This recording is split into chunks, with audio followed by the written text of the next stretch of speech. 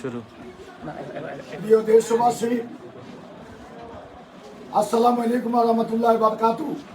আজকে একরামুল করিম চৌধুরী তথাকথিত এমপি, তার সন্ত্রাসী বাহিনী এবং নিজামাতাদির সন্ত্রাসী বাহিনী আমার চাপরাশিহাটের চর বগুড়ার মানুষের উপর গুলিবর্ষণ করেছে। পুলিশের সহযোগিতা, পুলিশ সামনে থেকে আমার লোকজনের উপরে গুলি করেছে। ইতিমধ্যে প্রায় 50 জনের মতো আহত হয়েছে, অনেকে মৃত্যুর সাথে বাঞ্চা হচ্ছে। এদেশের কি এলাকার অভিভাবক নেই?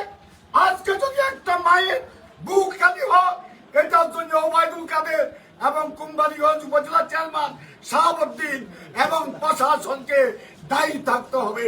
আমরা নোয়াখালীর এসপি, ডিসি এদের সহযোগিতা আজকে একলাম যদি তার বাড়িতে মিটিং করি, এখানে গুন্ডা এবং সন্ত্রাসী অস্ত্রধারীকে পাঠাইছে। আমিও আসি, 10 জনে মৃত্যুবরণ করবো, আমি এখান থেকে যাব না। ওবায়দুল কাদের সাহেব, আপনাকে জবাব দিতে হবে। আমার এলাকার একটা লোকের যদি মৃত্যু হয়, ওই শাহাবুদ্দিন সাহেব তোমাকে জবাব দিতে হবে। আমার এলাকার একটা লোকের যদি মৃত্যু হয়, প্রশাসনকে জবাব দিতে হবে।